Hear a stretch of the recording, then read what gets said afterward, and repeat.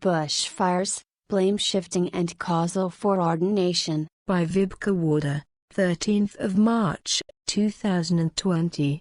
A bushfire or other natural catastrophe, like a cyclone or flood, which may be threatening our lives and livelihoods, are great opportunities for reality checks. Dealing with catastrophes brings out the best and the worst in human beings, and they are great opportunities to assess where we stand in our evolution and spiritual development. This spring and summer, while the horrific fires around Australia, our lucky country, unfolded their fury and caused great suffering to fellow human beings, their pets and livestock, and to our beautiful wildlife and nature, voices could be heard blaming the greenies for not allowing fuel reduction burns. And since then conspiracy theories have emerged too, blaming the global elite for the bushfires. And I am certain that some people blame God or the universe for it. From personal experience and hearing from others who have faced the threat of a fire or other emergencies and who have had to make the decision whether to fight or flee, which causes great stress and anxiety,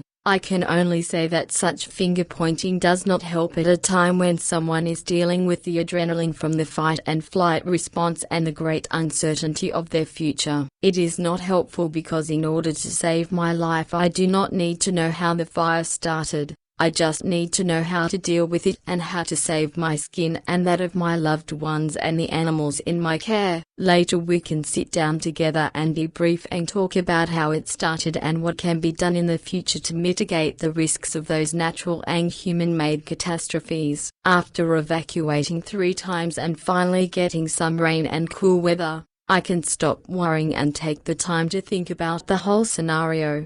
And I wonder whether the greenies, the global elite, God or some other supernatural forces are to blame?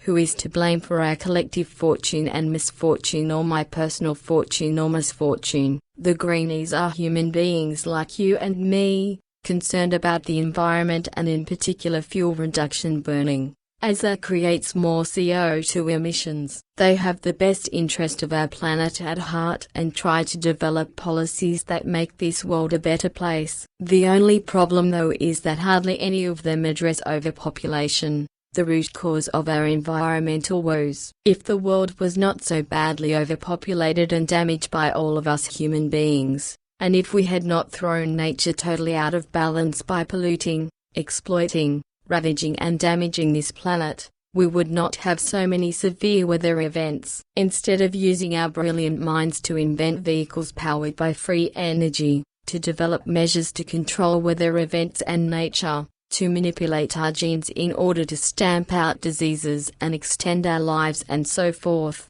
we build war machines and kill each other and let our greed for material things take over and rule our lives. We indulge in buying luxury items that consume many precious resources while being produced and transported to the shops for us to purchase. We travel to exotic places with large fuel-burning airplanes and cruise ships. We trample upon fragile ecosystems in remote places to satisfy our hunger for destruction, and because we keep multiplying like rabbits and guinea pigs, our towns and cities sprawl across arable land and encroach on natural bush, etc. We cannot point the finger at the greenies, who are not in political power anyway, as being responsible for the terrible fires. All of us have contributed to global warming and climate change. The global elite comprises about 1% of the population and they use about 4% of the population. Politicians, church leaders, media bosses, business leaders, etc., as puppets to help them with fulfilling their greed for power and wealth by exploiting and manipulating the rest of the populace and the natural resources. And about 90% of that populace needs to wake up and remember why we are on this planet, and they need to stand up against being manipulated and brainwashed by mass media, church leaders and others. They need to wake up from their consumerism and take responsibility for their own lives and not blame authorities when things go wrong. However, To think that the global elite is responsible for each of our bushfires seems a little far-fetched to me. There is no God manipulating the environment or nature in order to give us lessons. It is totally illogical to believe that a being standing above creation could punish some human beings for their errors and reward others for being obedient and obsequious. And neither does the universe actively dish out punishments or rewards. The universe is governed by certain laws, and one of them is the law of cause and effect. So collectively we are reaping the results of our erroneous behavior that we have engaged in for millennia, namely by going forth and multiplying without regard for Earth's capacity for human beings. However, many times I have been puzzled by certain events, because when applying the law of cause and effect I was wondering what I or another person had done to reap a certain effect. When I asked a core group member about it, she explained that it has to do with fugang, which means that some factors just come together to create an effect. In the book Might of the Thoughts we translated fugang with fate and foreordination, but, as with many other German terms, it seems that this translation is insufficient. Fate, according to the Merriam-Webster dictionary, means a power that is believed to control what happens in the future or the things that will happen to a person or thing, the future that someone or something will have. But where or what is this power that controls what happens in the future? And how do the things that will happen, or the future that we will have, come about? Foreordination, according to the Free Dictionary Online, means being determined in advance, especially the doctrine, usually associated with Calvin, that God has foreordained every event throughout eternity, including the final salvation of mankind. If we do not believe that an imaginary God has foreordained every moment of our lives, where does it leave us with Fügung? The German Juden Online describes Fügung as this: a fateful happening, a linking of the events behind which a divine, supernatural might stands. Schicksalhaftes Geschehen, Verknüpfung von Ereignissen, hinter der eine göttliche, übernatürliche Macht steht. The linking of events is close to the real meaning of Fügung, but it is assumed that a divine or supernatural might is behind that. But as we consider the following, reason may lead us to think differently about this. Some time ago, I came across an article titled, "Is there a universal Fügung or chance?" Gibt es eine universale Fügung oder Zufall? Which Billy published in his book Teaching Text for the Teaching of the Truth, Teaching of the Spirit, Teaching of Life. Lehrschrift für die Lehre der Wahrheit, Lehre des Geistes, Lehre des Lebens. Below I will give some excerpts and summaries that might help us understand Fügung better. From Teaching Text, page 152. Fügung rules the life of the human being as well as that of all creatures, and it governs the earth, the planets, stars, comets and galaxies, and it steers the entire universe, along with the greatest and immeasurable spirit energy and power of the creation, that is to say the universal consciousness. Fügung is the most determining energy and power of the universe, in regard to cause and effect as well as becoming and passing, and so far it is unfathomable and unpredictable for the human being of Earth. The Fügung is not chance, which is illusory anyway and does not exist. Rather it is a system of creational order and principles, billions of years old, and which leads back to the coming into being of the universe. Here is a more detailed explanation of chance. From Teaching Text, page 156. Since the term chance was invented, which is supposed to describe everything that does not appear to be necessary or intended, and when the human being cannot give a reason for its unexpected occurrence, three meanings have arisen from it, which are that which is unimportant, unnecessary and unintended. Thus if chance is understood to be that which is unnecessary, then a so-called absolute chance is thereby meant. In this sense, chance means a breach in the causal law and it requires the possibility of a partly free, arbitrary event. However, the law of causality is the law of cause and effect, which means that from a cause, logical processes arise which come together seamlessly and consequently become Fügung, which in turn becomes the effect. This means that cause, Fügung and effect cannot be separated because they are closely connected and dependent on each other, and that there is no room for chance, because it would not be in line with the creational laws and principles. Thus we must not think only about the causality law, but rather about the causality nexus, a combination of causal things that come together. On page 157 Billy explains that, if all things and processes of life were based on chance, then the whole of the existence, all progress, all recognitions and all development of the human beings, as well as of the nature, the planet and even the universe, would be a tremendous risk, and on top of that it would be an incomparable chaos, which could not lead to evolution. All creational laws are intended for evolution, and thus creation has left nothing to chance. The Big Bang did not happen by chance, neither has anything happened by chance since. The problem is that we just have not learned yet to discover the cause and the Fügung that lead to a certain effect, and therefore we like to dismiss it as chance or fate. Even global warming did not happen by chance. If we think about it and look at all the factors coming together, we will see that we, the human beings of this planet, are responsible for global warming because of overpopulation and the harmful gases we manufacture and use, to name only some factors. Billy further explains that Fügung permeates all of the universe and has an effect on everything that exists. From teaching text, page 152. The Fügung is a creational principle, which gives a deeper sense, meaning, to all Fügungs-based events. It is an energy and a power through which a connection of facts, data, situations, happenings or events, and so forth, brings about, that is to say puts together, a quite certain result. From teaching text, pages 152 to 153. Each and every happening, each and every event always emerges because from certain arising factors new ones come about, which in turn connect with other factors and thereby result in a distinct reaction, a distinct situation, a distinct happening, a distinct event, something distinctly complete, that is to say, a whole. Thus the law of causality cooperates with Fügung, as does, however, also the law of becoming and passing, because in order for a cause to form and its effect to take place, first a becoming and lastly the passing must occur, whereby the result of the passing forms the effect of that which has passed. However, this effect is preceded by the unavoidable Fügung, which comes about through forming itself, or through a conscious steering by the human being, out of the cause that arose by itself or was brought about consciously. As Billy explains in the book,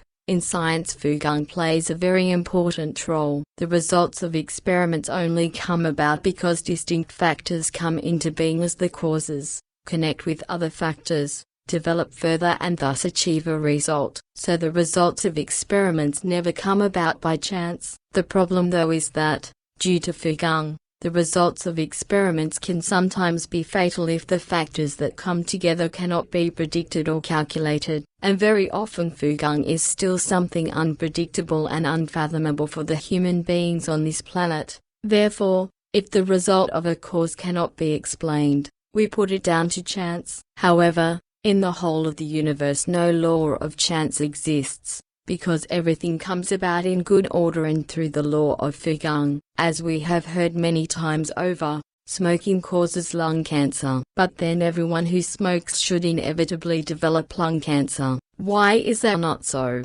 Because so many factors come together to cause lung cancer. One person may have inherited genes that make her predisposed to lung cancer. Another one may have a very poor diet and thus a low immune system. The next one may be overloaded with parasites that weaken the lung, or another person may live in an area with high levels of toxins in the air. In all these cases the cigarettes may be a contributing factor, but not the single cause of lung cancer. And then, when someone who has never smoked develops lung cancer because of certain unknown factors coming together, Everyone is baffled and cannot figure out why this person developed lung cancer, and they call it bad luck or fate. Through knowledge we can reduce risks, because if we can calculate the possible results of certain factors coming together, then we can prevent an illness or an experiment going wrong. But unfortunately, we still lack the knowledge to recognize how things come together and create an effect. Sometimes we can calculate a risk through probability calculations. For example, the possibility of being killed by a lightning strike is very low. However, the more the population grows or the more humans come together in one place, the higher the possibility that a person is killed by a lightning strike. For example, in Singapore more human beings are struck by lightning than in Melbourne because geographically Singapore is in a region that has a greater occurrence of thunderstorms, and the population density in Singapore is 83.58 persons per square kilometre, compared to Melbourne's population density of about 500 persons per square kilometre. Swinging wave-based connections can also increase the possibility of factors coming together to form a similar result in two persons. For example, twins share certain genetic factors and structures, and because they grow up so close together, they often develop the same behaviors and habits, etc., which means that very similar factors come together that cause both of them to experience the same or similar effect. For example, falling ill, pain, happiness, or dying, which they can experience at the same time, even though they may be miles apart. The same applies to a couple that has lived together for many years and in whom the genes begin to form in similar ways due to the mental swinging waves between the two partners, causing them to experience the same event at the same time, just as twins sometimes do. When three persons were killed by a falling wall in Melbourne in 2013, two factors came together. A wall fell just at that moment when those people were near it. But I asked myself, if there is no such thing as chance, then why were these three young people hit and not any other person that had walked past the wall just moments before? I thought perhaps these young people were not meant to have a longer life. Maybe they had to make up some time from a life cut short last time around. But as Elizabeth Gruber explained to me, that would mean there would be some kind of higher power actively regulating this, which there is not. And to think why me and not someone else? When we are struck by disaster would be just as futile, because really, we are all one. And to even consider that it should not be me but that it would be acceptable if it happened to someone else, is rather mean and selfish. In Melbourne, on a windy day, 3 people died because an unstable wall irresponsibly had not been secured and got pushed over by a strong gust of wind. These 3 persons were in the wrong place at the wrong time. If they had been further evolved spiritually, perhaps they could have avoided being caught under a ton of bricks by foreseeing the danger. If we knew how to calculate how things come together, or sometimes even if we observe our environment better, we can avoid being hurt in an accident. For example, some of us know that on a hot summer's day it is risky to camp under old gum trees, because they have the tendency to drop big branches when the thermometer climbs to the high 30s and early 40s. Or if we were evolved further, we would to listen our intuition and to our dreams and know that a situation could potentially harm us and we could implement preventative measures. For example, in the early 1980s I was trying to hitch a ride from Mildura to Adelaide. A truck pulled up and one of the 2 drivers offered me a lift. Something in me urged me to decline and I did. And after hearing or reading about bad reports from hitchhikers since then, I wonder what could have happened to me if I had accepted. I am glad my subconsciousness warned me about a potential danger to my health and well-being. Another example is Billy's dream about an assassination attempt on him, which prompted him to wear a book and a plate under his shirt the following day. Sure enough, somebody tried to shoot him and the bullet lodged in the book, plate, and Billy's life was spared. Even our genetic makeup is subject to Fugung. At the time of conception, it is not by chance how genes combine to create a new person and a new personality. Certain personality traits are inherited from the parents,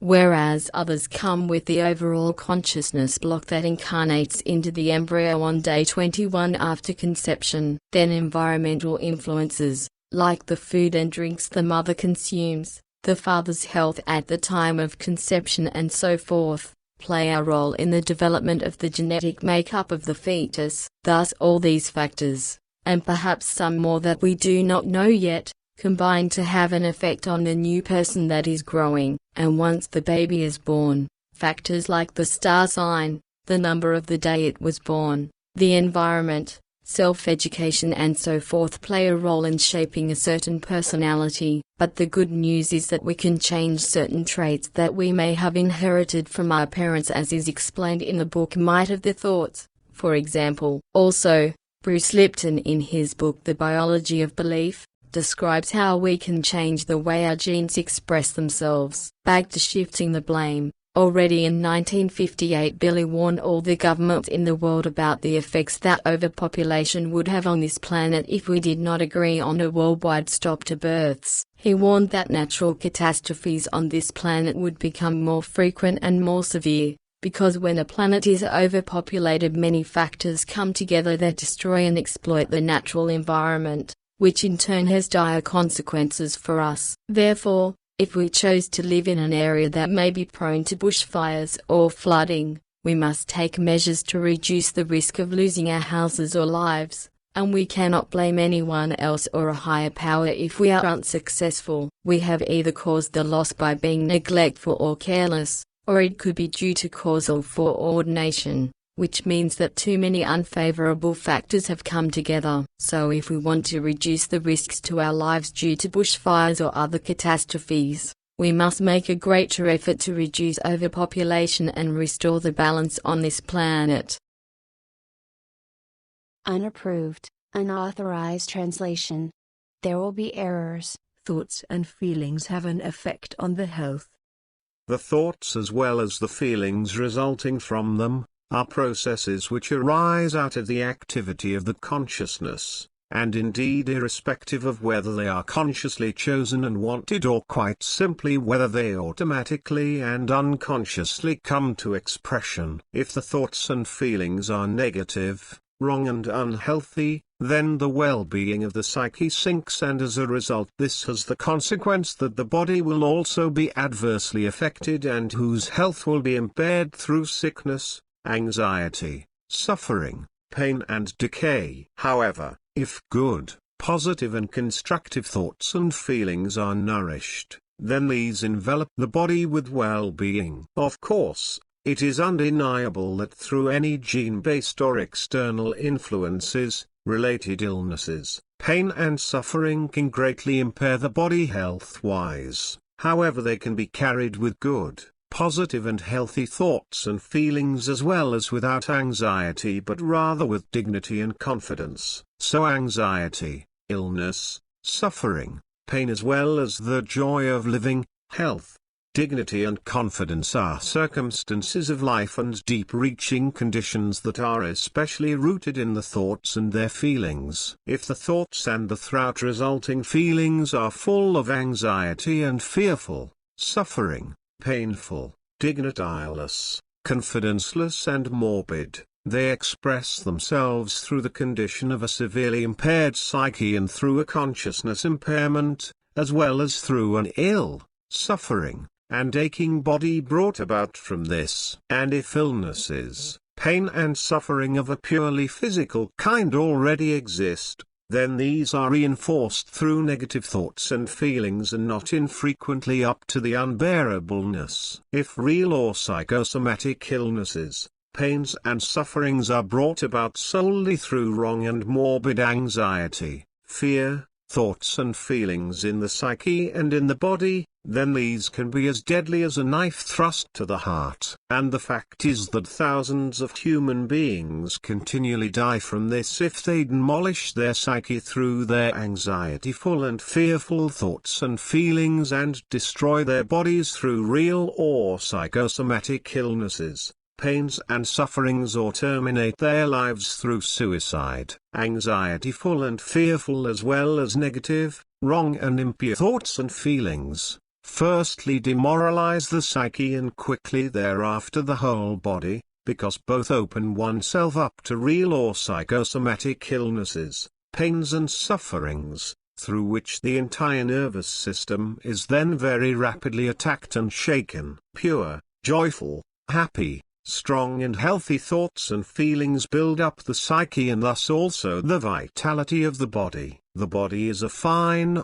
delicate instrument, which immediately reacts very sensitively to thoughts and feelings. Consequently, habitual factors of the thought and feeling world also have corresponding good or bad effects on it. Even the blood is affected by unclean mental and feeling-based influences, including the blood pressure among other things. Fact is that only from good, clean and positive thoughts and feelings arise correspondingly good and valuable influences to the body and all its functions. However, if the consciousness and the psyche are affected through corrupt, negative and bad thoughts and feelings, then this also results in harm to the body, as also for the life itself as well as for the life conduct and the modes of behavior in every wise. With regard to the life conduct and modes of behavior, the thought and feeling world is the source of all deeds and all committed actions.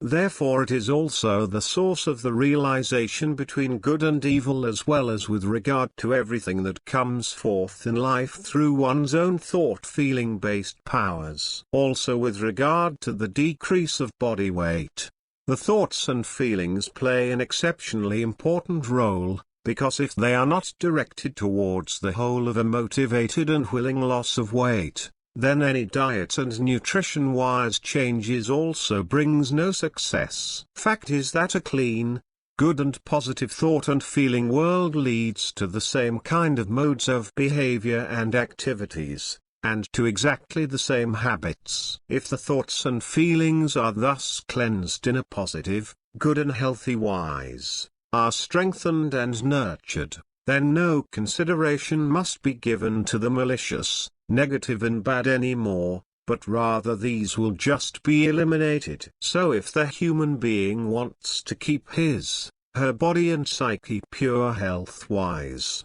then she must maintain her consciousness as well as her thoughts and feelings in a good, healthy and a positive wise. This equally applies when everything will be newly built up and guided in the right forms. However, if thoughts and feelings of malevolence, of envy, of pusillanimity, of disappointment and faint-heartedness, and so forth are operating, then these drag on the health, psychologically, consciousness-based wise and physically. Therefore, when a sullen face arises and worry lines, etc., appear, then this is based on a foreordination, which arises through false pride.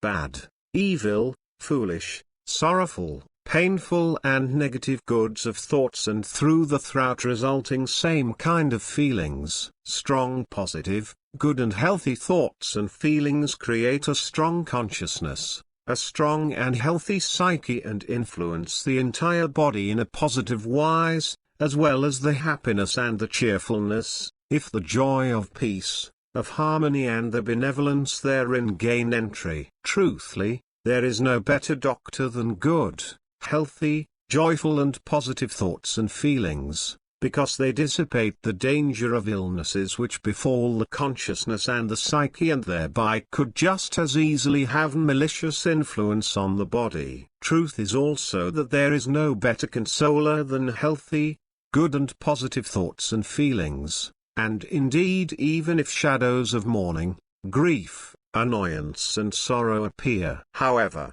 if thoughts and feelings are continuously harbored of the ill will, of hatred and mistrust as well as of envy, of anxiety and fear, of jealousy, of revenge and retribution, then the human being himself, herself thereby subjugates and enslaves himself, herself and becomes her own prisoner in her own dungeon. However, if that which is good, healthy, positive, pleasant and benevolent, etc., is thought-feeling based nurtured, and if good is also thought of the fellow human beings and friendliness is shown to them, and it is patiently learned in order to find that which is good and positive in all things, and not only the bad, evil and negative, then the gate opens to the selflessness, to the love, to the peace and compassion as well as to the inner freedom, harmony and to the wisdom. And if the human being not only thinks of himself,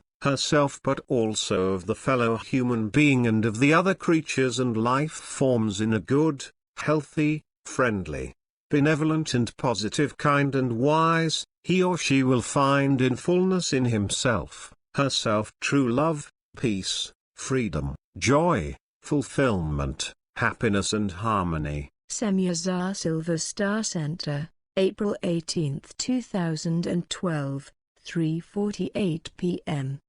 Written by Billy Meir.